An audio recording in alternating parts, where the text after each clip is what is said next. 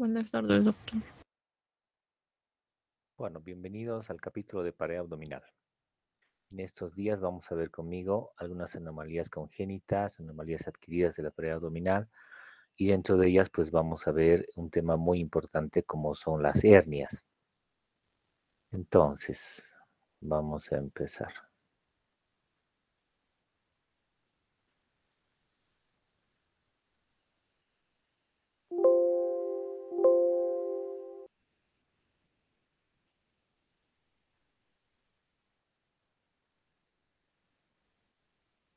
Sí se puede ver la pantalla, ¿verdad?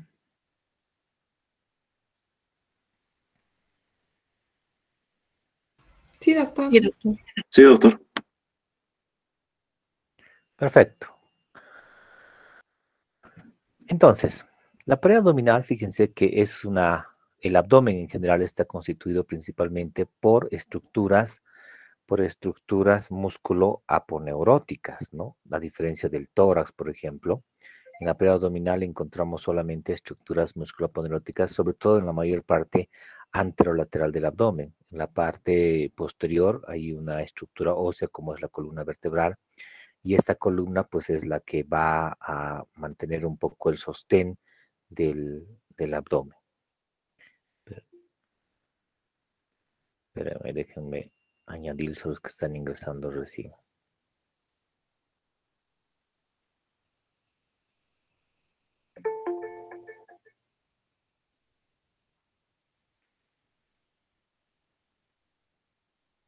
Entonces, esta pared abdominal está compuesta por diferentes estructuras anatómicas que van desde la piel hasta el peritoneo parietal, ¿no? Lo primero que encontramos, o lo más superficial, es la piel, ¿no? Es una estructura, ustedes saben, es el órgano más grande que hay en el cuerpo. Esta tiene funciones que nos protege de perder calor, nos protege de la invasión de elementos o microorganismos como las bacterias, virus, etcétera. Debajo de esta piel vamos a encontrar el tejido celular subcutáneo. En ese tejido celular subcutáneo vamos a encontrar dos fascias, la fascia de Camper y la fascia de Scarpa. Estas no son fascias verdaderas, son más bien pseudofascias o engrosamientos del tejido celular subcutáneo. Más abajo vamos a encontrar el plano muscular. En la parte lateral vamos a encontrar músculo oblicuo externo, oblicuo interno y músculo transverso. En la parte medial estarán los dos músculos rectos abdominales del abdomen. Después de este grupo muscular formado así, en esa disposición y con sus aponeurosis, vamos a encontrar la fascia transversalis, ¿no? Esta fascia transversalis, que es una estructura que se parece mucho al peritoneo parietal. De hecho, es una estructura que no brinda ninguna resistencia en el abdomen. Debajo de esta fascia transversalis vamos a encontrar la grasa preperitoneal, que es un tejido adiposo que se encuentra justo en el espacio preperitoneal. Esto también es un poco, depende un poco de la constitución anatómica del paciente. Si el paciente tiene un panículo adiposo bastante grande, la grasa preperitoneal también tiene en esa proporción. Después está el peritoneo parietal finalmente, ¿no? Todas estas son las estructuras entonces que vamos a encontrar desde la piel hasta el peritoneo y que son las que van a formar, decíamos, los medios de protección de la mayor parte del abdomen. Dentro del grupo muscular que habíamos mencionado, fíjense que vamos a encontrar músculos importantes como el oblicuo externo. Este es el músculo más voluminoso que hay en el abdomen, es el músculo más superficial anterolateralmente, y este músculo tiene inserciones altas e inserciones bajas. Las inserciones altas están dadas por las caras laterales de las 6 a 7 últimas costillas. Desde aquí, fíjense que sus fibras se dirigen hacia abajo y hacia la línea media, formando la línea alba y formando además sus aponeurosis parte de la vaina anterior de los rectos del abdomen. Las inserciones más bajas, las que se insertan en las últimas costillas, estas ya no se insertan en la línea alba, sino que estas terminan insertándose en la cresta ilíaca, en la espina ilíaca anterosuperior y en el pubis, ¿no? Entonces, este músculo viene desde el tórax hasta la cresta ilíaca, la espina ilíaca anterosuperior y también hacia el pubis, ¿no? Por eso decimos que este es un músculo oblicuo y es el más grande del abdomen o más voluminoso, si ustedes quieren. En esta imagen vemos cómo es la disposición de este grupo muscular. Esta es una imagen lateral, fíjense, de la región tóraco-abdominal, y vemos aquí cómo nacen sus fibras en los cartílagos costales, o en las costillas más bien, las 6 a 7 últimas decíamos, y desde aquí fíjense cómo sus fibras se dirigen hacia abajo y hacia adelante, entrelazándose las más superiores con las del lado opuesto, formando la vaina anterior de los rectos y la línea alba, y las más inferiores, fíjense cómo terminan en la cresta ilíaca, ya no terminan en la parte medial, sino en la cresta ilíaca, en la espina ilíaca anterosuperior y también en el pubis.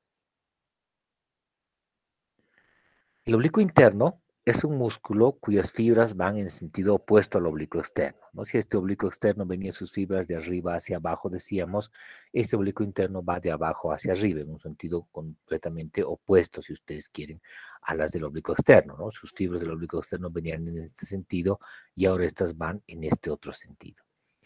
Este músculo se inserta en la cresta ilíaca, en la fascia toracolumbar, en la espina ilíaca anterosuperior, también en el pubis, y se insertan también en las costillas, las 6 y 7 últimas costillas, y en el reborde costal en realidad, y van a formar también parte de lo que es la línea alba, ¿ya? Este músculo está por dentro del músculo oblicuo externo. Después, interiormente o más hacia la profundidad, decíamos, vamos a encontrar este músculo como es el músculo transverso del abdomen, que tiene, fíjense, hacia abajo la misma inserción, los mismos sitios de inserción que el oblicuo externo. Vamos a encontrar a nivel de la cresta ilíaca, la espina ilíaca anterosuperior, el pubis, y desde aquí sus fibras se dirigen transversalmente porque también se insertan en la fascia toracolumbar, que esto hace que sus fibras tengan una dirección transversal, por eso no es oblicua de abajo hacia arriba ni de arriba hacia abajo, y sus fibras entonces desde esa fascia toracolumbar que está cerca de la columna vertebral en la región posterior, se dirigen en forma transversal hacia la parte anterior, formando también parte de la línea alba, la vaina anterior de los rectos. Y va a formar el plano aponeurótico, si ustedes quieren, de los músculos rectos abdominales. Después vamos a encontrar los dos músculos rectos abdominales, propiamente dichos. Estos músculos se insertan en la sínfisis del pubis, en la parte baja, como su nombre dice, son músculos que están paralelos verticalmente y se insertan hacia arriba en el apéndice sifoides y en el reborde costal y los cartílagos de las últimas costillas. Estos músculos así dispuestos no tienen un plano aponeurótico, a diferencia de los demás músculos que acabamos de ver y los que van a ver ustedes en el cuerpo, no tienen un plano aponeurótico. La aponeurosis de estos músculos está dada por la prolongación aponeurótica de los músculos laterales del abdomen. Ya habíamos visto que esos músculos laterales van a ser el oblicuo externo, interno y músculo transverso, ¿no? Después vamos a ver cómo es esa disposición en esos músculos. Esta pared abdominal, así formada en estructuras músculo-aponeuróticas, fíjense que tiene una irrigación importante. Existen arterias que van a irrigar el abdomen, ¿no? Dentro de estas arterias están las arterias intercostales, generalmente las 6 últimas arterias intercostales van a formar o van a irrigar la pared abdominal anterior. Después está irrigada por la arteria epigástrica superior. Esta es una rama de la torácica interna, antes llamada mamaria interna, y esta es rama a su vez de la subclavia. Entonces también está irrigada por la epigástrica superior. Las arterias lumbares también van a brindar irrigación a esta pared. Las arterias epigástricas inferiores, si ustedes recuerdan, estas arterias vienen de las ramas recurrenciales de las ilíacas externas, antes que esta ilíaca externa pase a ser arteria femoral. Aquí existe un ligamento que se llama ligamento inguinal. Esta arteria más bien, antes de que atraviese este ligamento inguinal, se llama ilíaca externa. Y cuando atraviesa, cambia su nombre a arteria femoral, lo mismo la vena que está paralelo a esta parte. Entonces, esta arteria ilíaca externa va a brindar esta rama, que son las epigástricas inferiores, y también la circunfleja ilíaca profunda, que es otro sitio también de irrigación de estas arterias. Estas arterias, así descritas, van a dirigirse la mayor parte a las inmediaciones del ombligo o a la línea media, si ustedes quieren, transversal. Y aquí, como ven en la imagen, existe una anastomosis entre estas diferentes arterias. Existen shunts anastomóticos que evitan, por lo tanto, que en una pérdida sanguínea masiva se pierda sangre. Por ejemplo, si nosotros ligáramos la circunfleja ilíaca profunda o la epigástrica inferior en la raíz y ligáramos apenas nazca de la ilíaca externa, no pasa absolutamente nada, no se necrosa ningún segmento de la pared por esta abundante irrigación que tiene esta pared misma así descrita. Estas arterias, además, estas arterias emiten ramas perforantes que van a perforar los planos aponeuróticos y van a intercambiar entonces arterias que van desde la superficie hasta la parte profunda y viceversa. Esas arterias perforantes se llaman porque perforan el plano aponeurótico, sobre todo en esta región superior del abdomen, y esto es muy importante para cuando veamos después las hernias epigástricas. En relación a la irrigación venosa de la pared abdominal, fíjense que esta irrigación está dada básicamente por las venas que van a llevar la sangre de la pared abdominal anterolateral. Si nosotros trazamos una línea imaginaria a nivel del ombligo, todas las venas que están por encima del ombligo van a ir a terminar a la vena axilar, ¿no? Todas las venas que están por encima del ombligo terminan en la vena axilar. Lo mismo las venas que están por debajo del ombligo van a terminar a nivel del callado de la safena y finalmente en la vena femoral. Entonces, esa es la irrigación venosa a nivel del abdomen.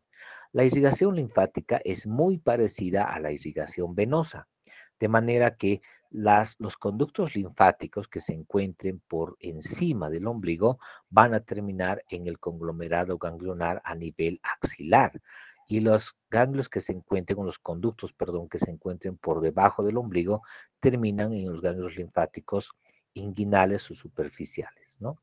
Esto es importante en temas de neoplasia. Van a ver ustedes que cuando existen tumores, por ejemplo, como el melanoma, etcétera, en la pared abdominal, si nosotros encontramos la lesión por encima del ombligo, donde debemos ir a hacer el vaciamiento ganglionar, quitar los ganglios, es a nivel axilar. Lo mismo si encontráramos la lesión por debajo del ombligo, el vaciamiento ganglionar debe hacerse a nivel de la región inguinal, ¿no? Para eso sirve esta irrigación linfática que decíamos, lo mismo la irrigación venosa. En relación a la inervación, está inervada por el sistema simpático que viene de los nervios de la columna misma, de los médulos de la médula espinal, perdón. Estos nervios son los que van a determinar las diferentes metámeras que existen, así como están viendo en las imágenes. Estos van a dar tanto la sensibilidad como la inervación motriz o motora a este nivel. Un aspecto importante que debemos recordar es el espacio preperitoneal. Este espacio preperitoneal está limitado arriba por la fascia transversal. Y si ustedes recuerdan, hace un momento decíamos que la pared abdominal tiene diferentes estructuras que van desde la piel hasta el peritoneo parietal, ¿no? Y habíamos visto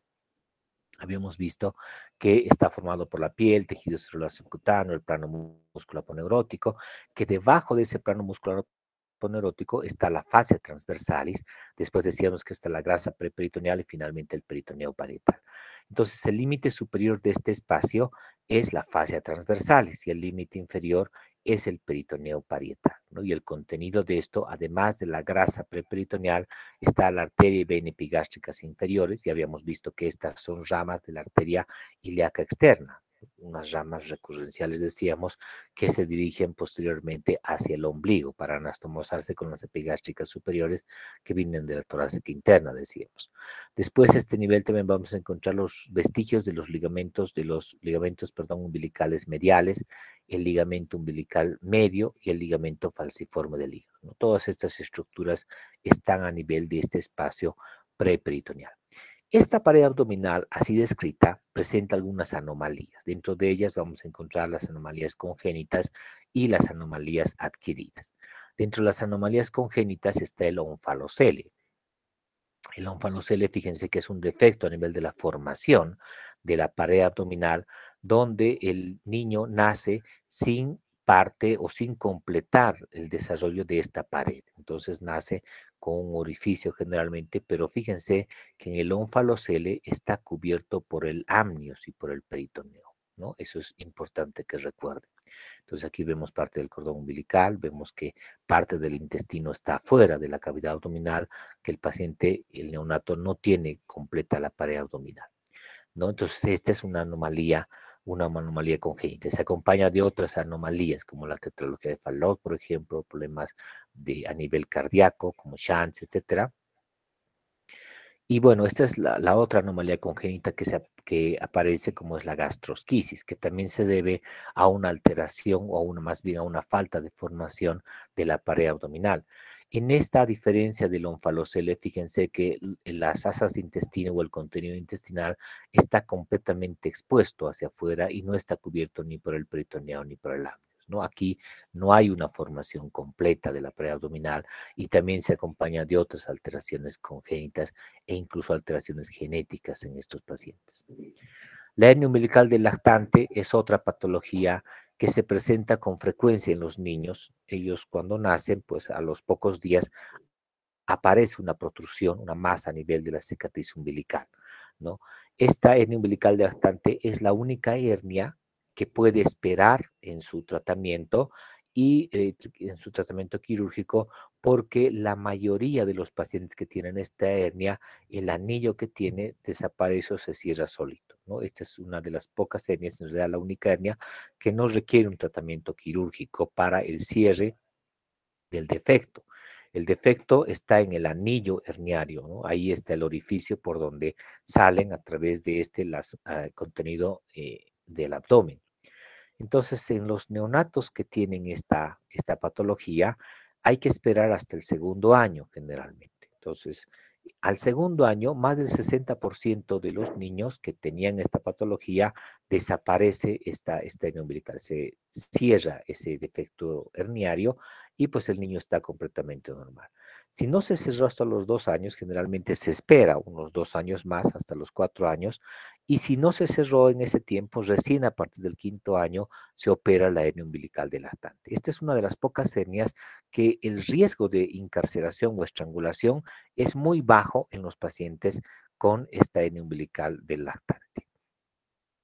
Existen otras anomalías también de la pared abdominal y dentro de estas está la anomalía por persistencia del conducto onfalo-mesentérico, ¿no? Este conducto onfalo-mesentérico es parte del intestino medio, es un conducto que comunica, si ustedes quieren, el vestigio de este mismo conducto onfalo-mesentérico con el ilion a nivel del intestino delgado.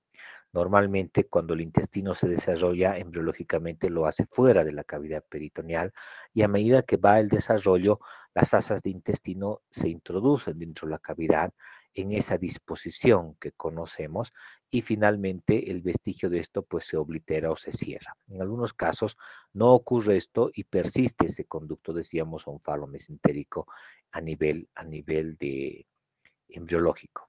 Entonces, en otras palabras, este conducto comunica el intestino delgado con el ombligo cuando no se ha cerrado, ¿no? Ese conducto onfalomesentérico.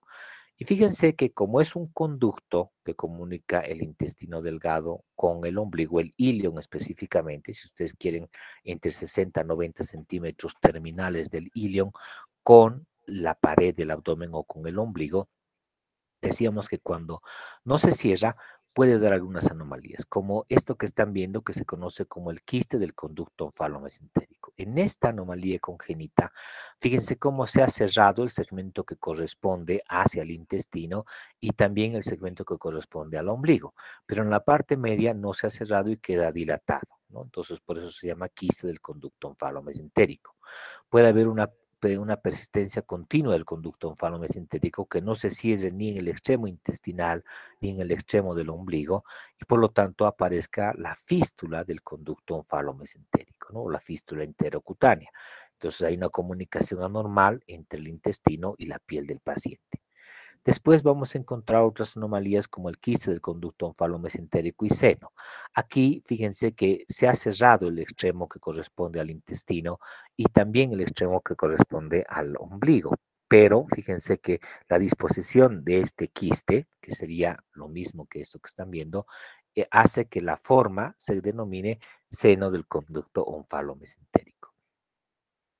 Y bueno, después aparece el cordón fibroso del conducto onfalomesentérico, donde el vestigio que queda es como una cuerda entre el intestino y el ombligo mismo, ¿no? Esto puede predisponer a vólvulos de intestino delgado con la consecuencia de isquemia y necrosis inclusive.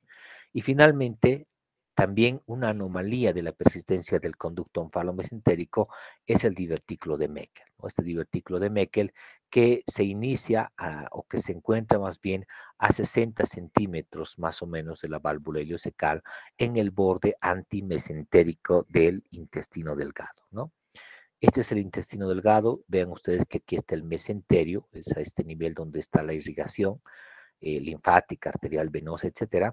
Y en el borde antimesentérico aparece este vestigio embrionario conocido ahora como divertículo de Meckel, ¿no? En estos está abierto la comunicación al intestino, pero está cerrado la comunicación al ombligo.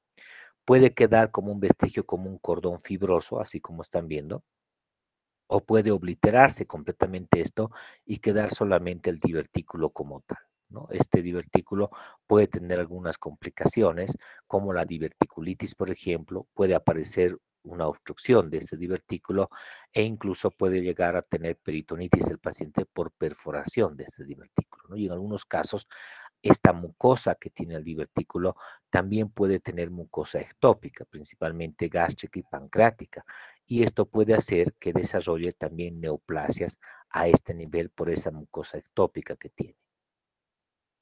Entrando ya en la diástasis de los rectos abdominales, que estas ya son adquiridas, enfermedades adquiridas del abdomen, vamos a ver que normalmente los músculos rectos abdominales tienen una disposición, decíamos, vertical en este sentido, y fíjense cómo los bordes internos, este es el borde interno del recto anterior del abdomen derecho, y este es el otro borde interno del recto del abdomen anterior izquierdo. Estos serían los bordes laterales de ambos músculos. Los bordes internos entonces están juntos, así como están viendo. Esto ocurre normalmente. En algunas situaciones, fíjense que estos músculos se separan, así como están viendo, ¿no? A esa separación de los dos músculos rectos abdominales se conoce como diástasis de los rectos abdominales, ¿ya? A veces esto puede confundirse con una hernia, porque cada vez que el paciente hace algún esfuerzo físico, protruye una masa a nivel de la región o de la línea media, que puede ser tan grande desde el apéndice sifoides hasta la sínfisis del pubis inclusive, ¿no? Ustedes saben que el abdomen tiene una presión positiva. Entonces, esa presión positiva empuja y hace que ocurra esto, ¿no? Principalmente cuando el paciente hace algún esfuerzo físico, la maniobra de Valsalva, etcétera. Pero es importante no confundir esto con una hernia. La separación de estos rectos abdominales, decíamos, se conoce como diástasis de rectos. Para que sea una hernia, adelantándonos a lo que vamos a ver después, tiene que tener algunas condiciones. Dentro de ellas está que debe tener un anillo o un orificio, debe tener un saco y debe tener un contenido, ¿no? En este caso, no hay un anillo. El anillo, vamos a ver después, está localizado en el plano aponeurótico. En este caso, la aponeurosis está indemne. No hay un verdadero anillo, sino que está debilitada por la presión aumentada a nivel abdominal que empuja, si quieren, la pared hacia adelante, ¿no? Y la separación de estos músculos rectos abdominales. Si no tiene anillo, si no hay un defecto en la pared de un orificio, no hay un saco y tampoco va a haber un contenido. Entonces, en los pacientes que tengan diástasis de rectos, no existe riesgo de estrangulación. Muchas veces ocurre como alteraciones del de la presión abdominal por restricción o problemas patológicos pulmonares, ¿no? Entonces aumenta la presión intraabdominal y eso hace que el paciente tenga esta diástasis así denominada, ¿no? Entonces, si ustedes quieren ver si el paciente tiene o no diástasis, pues pónganle en decúbito dorsal y pídanle que levanten los dos pies sin doblar las rodillas o que se incorpore al paciente. Cuando hacen ese esfuerzo, aparece esta imagen, ¿no? Y ellos se asustan, ¿no? Porque piensan que es una hernia lo que tiene, ¿no? Que en realidad lo que tiene, decíamos, simplemente es una separación de los músculos rectos abdominales. No hay anillo, decíamos, no hay contenido y no hay un saco herniario tampoco. Entonces, el tratamiento de estos pacientes, pues hace que sea reservado solamente a algunos casos. No tener riesgo de estrangulación tratamiento no estaría indicado de rutina en todos los pacientes. Más todavía si sabemos que en algunos pacientes se acompañan de problemas pulmonares y por lo tanto aumentos crónicos de la presión a nivel abdominal, ¿no? Si ustedes recuerdan, hay un diafragma, un músculo que separa el abdomen del tórax, y si ustedes recuerdan, el abdomen tiene una presión positiva y el tórax una presión negativa. Entonces, cada vez que uno inspira, el diafragma desciende y cuando expira el diafragma asciende, hace ese juego como si fuera un fuelle.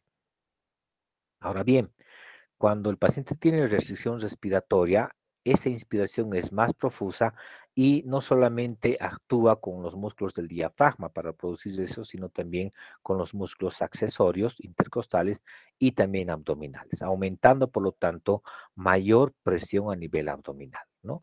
Y cuando sale una diástasis de rectos, así como están viendo, sirve como una válvula de escape, si ustedes quieren, a esta presión aumentada en el abdomen. Entonces, por eso no se opera, decíamos, a todos los pacientes, porque si nosotros cerramos esto, si esto que está así separado lo volvemos a unir para que quede de esta forma, estaríamos aumentando la presión dentro del abdomen. Al aumentar la presión dentro del abdomen, repercutiría en el sistema respiratorio, ¿no? Haríamos el aumento de la presión o la hipertensión intraabdominal que puede llevar posteriormente al síndrome compartimental abdominal, ¿no? Que es una patología grave. Este síndrome compartimental, si ustedes recuerdan, se manifiesta porque el diafragma ya no desciende al abdomen como debiera. Hemos cerrado, hagan de cuenta esto, la presión está aumentada ahora en el abdomen y esa presión repercute sobre este músculo diafragma, ¿no? La presión empuja el abdomen hacia el tórax. Entonces el diafragma ya no puede descender como antes y al no poder descender hay una disminución en la inspiración del paciente y por lo tanto hay una restricción respiratoria. Esto se manifiesta con menor oxigenación tisular y en compensación o uno de los mecanismos compensatorios es que el paciente aumente no solamente la frecuencia respiratoria teniendo taquipnea, sino que aumente la frecuencia cardíaca, ¿no? Porque necesita que más rápidamente lleve la sangre oxígeno a los tejidos. Por otra parte, la presión aumentada dentro del abdomen comprime la vena cava, que si ustedes recuerdan, esta vena se encuentra justo delante de la columna vertebral, justo delante de los cuerpos vertebrales de las vértebras a ese nivel. Entonces, la presión aumentada lo que va a hacer es comprimir la vena y esto va a hacer que el retorno venoso esté disminuido. Por lo tanto, disminuye el gasto cardíaco en una presión aumentada del abdomen. Y esto repercute a que haya menor oxigenación todavía en los tejidos, ¿no? Y otro mecanismo compensatorio va a ser, por supuesto, el aumento de la frecuencia cardíaca a nivel del corazón. Y si ya estaba aumentada esa frecuencia porque no le llegaba suficiente oxígeno, decíamos, a los tejidos, pues ahora va a haber mayor incremento de la frecuencia cardíaca. Esto va a llevar a la fibrilación auricular y finalmente a la muerte del paciente en cualquier momento, ¿no? Entonces, por eso no se opera en todos los casos, hay que ver que el paciente no tenga comorbilidades pulmonares y solo en esos casos pues se puede operar a estas técnicas en las que se va a aproximar el plano aponeurótico y plano muscular entre sí. Esta diástasis de rectos también ocurre con cierta frecuencia en las mujeres después del embarazo, ¿no? El crecimiento del útero distiende los músculos de la pared, o separa más bien los músculos de la pared abdominal y posteriormente algunas pacientes pueden presentar la diástasis de rectos. Otra de las anomalías adquiridas es el hematoma de la vaina de los rectos, ¿no? Esto ocurre generalmente en pacientes que tienen algún grado de anticoagulación, los pacientes que toman anticoagulantes orales como la warfarina, por ejemplo, o los pacientes que reciben tratamiento con heparina principalmente y más raramente con otros anticoagulantes como las heparinas de bajo peso molecular, como la enoxaparina, fraxiparina, etcétera. Entonces, cuando existe alteraciones a nivel de la coagulación y sobre todo cuando se acompaña de lesiones traumáticas a nivel del abdomen, golpes, por ejemplo, no necesariamente muy fuertes, pueden provocar sangrado a nivel de los rectos abdominales, ¿no? Esta sangre se va a colectar en la vaina de los rectos o en el interior de la vaina de los rectos, justo alrededor de este músculo recto anterior del abdomen que decíamos. Entonces, esto se manifiesta por una equimosis en la pared abdominal, así como están viendo, por dolor en el paciente y por un sangrado que a veces, cuando es de una magnitud importante, puede provocar incluso datos de shock hipovolémico en estos pacientes. Muchas de las veces no requieren hacer absolutamente nada, simplemente observación, esto si el paciente está estable hemodinámicamente, si no tiene complicaciones. Porque si el paciente está inestable hemodinámicamente, pues lo que hay que hacer es ingresar a quirófano y llegar a hacer hemostasia del vaso o los vasos que estuvieran sangrando. El diagnóstico entonces es a través de la clínica, el antecedente importante de anticoagulación, el paciente de haber sufrido además un trauma y el diagnóstico, además de clínico, se puede uno apoyar en estudios imagenológicos, ¿no? Como en este estudio, como es la tomografía. Si ustedes ven, esta es una tomografía de abdomen simple, donde vemos en la parte posterior un cuerpo vertebral, aquí vemos la apófisis espinosas. Esto que están viendo son la proyección de los riñones, ¿no? Que es el riñón derecho, el riñón izquierdo, perdón, el derecho. Vemos el hígado, esto que están viendo es el hígado, esta es la vesícula biliar, y bueno, lo que nos interesa es la pared abdominal, ¿no? Aquí están viendo la piel, esto que están viendo es el panículo adiposo, aquí estamos viendo los músculos laterales del abdomen, si ustedes ven, aquí está el oblicuo externo, este es el oblicuo interno y este es el músculo transverso del abdomen, lo mismo en esta parte externa, aquí vemos una imagen de sangre, a diferencia de esta otra, fíjense esta imagen como un color medio plomo, medio gris, es imagen de sangre en relación a este otro, ¿no? Y vemos igual el oblicuo externo, oblicuo interno, músculo transverso, no se ve a este nivel por lo delgado que es la capa de la fascia transversalis y el peritoneo parietal finalmente. En la parte anterior, fíjense, en esta parte vamos a ver esto que es el músculo recto anterior del abdomen. Este es el músculo recto anterior del abdomen. Fíjense que del lado izquierdo está indemne, pero en el lado derecho, fíjense cómo está aumentado en volumen o en tamaño, si ustedes quieren, en grosor. Y además tiene esta imagen que es una imagen de un sangrado que el paciente tuvo o tiene a ese nivel. Entonces, decíamos que cuando el paciente está estable hemodinámicamente, generalmente no hacemos nada, simplemente observamos al paciente. Y cuando no ocurre eso, si el paciente presenta inestabilidad hemodinámica, pues lo que uno tiene que hacer es ingresar, hacer una incisión a nivel de la piel, el tejido celular subcutáneo, hasta encontrar el plano aponerótico, abrir ese plano y hacer una hemostasia de lo que estuviera sangrando. Ahora bien, también es importante que recuerden que parte del tratamiento es suspender la anticoagulación, por supuesto, ¿no? Si está sangrando porque tiene una excesiva anticoagulación, lo que se debe hacer es suspender para evitar que siga sangrando el paciente, ¿no? Y además administrar antibióticos. En el caso, por ejemplo, de que se limitara el sangrado, el hematoma y no hiciéramos nada más que control, igual tenemos que suspender la anticoagulación y tenemos que además administrar antibióticos, porque estos hematomas van a formar coágulos en su interior y estos coágulos se pueden infectar y formar abscesos finalmente de pared abdominal. Entonces, para evitar esa complicación, administramos antibióticos generalmente, evitando de esta forma que exista la contaminación. Entonces, este es un manejo que hacemos en la sospecha de hematoma de Bayern de los rectos. Hacemos una tomografía abdominal, ¿no? Puede ser con contraste, la mayor parte de las veces, o simple también nos ayuda. Y vamos a tener con que el paciente tiene un hematoma a nivel de la vaina de los rectos. Este hematoma puede ser pequeño, puede ser grande, o puede estar inestable, o el hematoma puede estar creciendo, ¿no? Significa que ustedes ven un hematoma pequeño y con el tiempo va aumentando de tamaño. Entonces, si el hematoma es pequeño, el paciente puede estar estable. La mayor parte de las veces ocurre esto. Entonces, lo único que hacemos es discontinuar la anticoagulación y observar en forma ambulatoria. Si vemos que el hematoma es grande, pero el paciente está estable hemodinámicamente, detenemos la anticoagulación, revisamos algunas estructuras, observamos a nivel del hospital, internamos al paciente. Y si el paciente está con una inestabilidad hemodinámica o vemos que ese hematoma que es pequeño va creciendo, pues debemos que revertir la anticoagulación, reanimar con volúmenes, principalmente soluciones cristaloides, el Ringer lactato es uno de ellos que se utiliza, y bueno, de acuerdo a la necesidad, podemos o no transfundir paquetes globulares si el caso así lo ameritara. ¿no? Esto en pacientes que están estables, continuamos con la observación. Si vemos que hay un crecimiento, se puede todavía intentar la embolización angiográfica, aunque esto es un poco complicado porque angiógrafos o angiografía, angiotomografía, etcétera, no se encuentra disponible en todos los hospitales, solamente en algunos, y en los que hay, la mayor parte de las veces no está disponible las 24 horas, ¿no? Pero si tuviéramos a mano ese procedimiento, pues por supuesto que se intentaría a través de eso hacer la angioembolización y de esa forma cerrar el vaso que estuviera sangrando. Y si el paciente está inestable, pues vamos a quirófano y allá hacemos la evaluación de la evacuación del hematoma.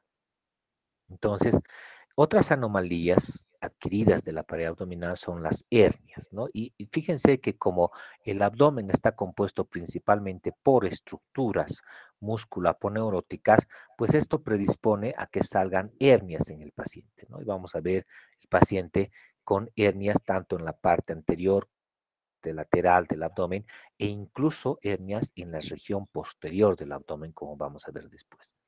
Entonces, las hernias pueden ser ventrales cuando salen a nivel de la línea media. Vamos a ver una hernia epigástrica, por ejemplo, o hernias umbilicales.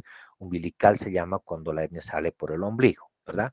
Epigástrica cuando sale entre el ombligo y el apéndice sifoides, ¿no? Pueden haber hernias incisionales, en cicatrices quirúrgicas principalmente, o hernias que salgan por la vaina anterior de los rectos, por el borde externo del recto anterior del abdomen, y estas se conocen como la hernia de Spiegel, por ejemplo, ¿no? Y algunas otras que son mucho más frecuentes que las mencionadas son las hernias inguinales y las hernias femorales o hernias crurales. Entonces, ¿qué es una hernia? Una hernia es una protrusión de algún elemento de la cavidad peritoneal a través de un orificio natural o adquirido y revestida de un saco, ¿no? Eso es una hernia, ¿no? Yo siempre les trato de explicar para que ustedes entiendan qué es una hernia con imágenes, ¿ya? Entonces, para que exista una hernia, necesitamos que algunas estructuras estén dañadas.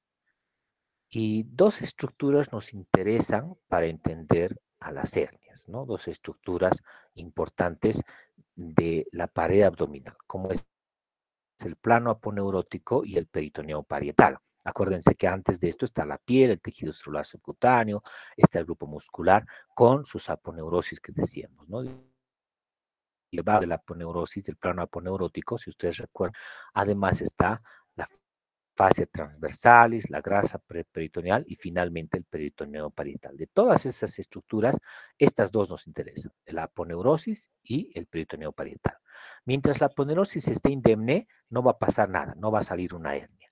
Cuando haya una lesión a nivel de la aponeurosis, cuando hay una solución de continuidad en la aponeurosis, lo que ocurre es que el peritoneo parietal, que está aquí abajo, se introduce a través de esto. Entonces el peritoneo parietal va a formar el saco de la hernia. El peritoneo es lo que ingresa. Y después lo que va a ingresar son el contenido, que puede ser asas de intestino delgado, puede ser epiplón mayor, etcétera, ¿no? Entonces, para que haya una hernia, tiene que haber, decíamos, algunos elementos, ¿no? Los componentes de la hernia van a ser el anillo herniario.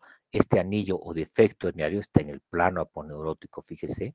El otro elemento es el saco de la hernia, este saco que está formado por el peritoneo parietal, y el otro elemento es el contenido mismo de la hernia. Entonces, anillo, saco y contenido. Esos son los elementos importantes que ustedes deben recordar como hernias. Bueno, en honor al tiempo vamos a quedar aquí y la semana que viene pues continuamos con esta parte de pared abdominal. Que les vaya muy bien. Nos vemos la semana que viene.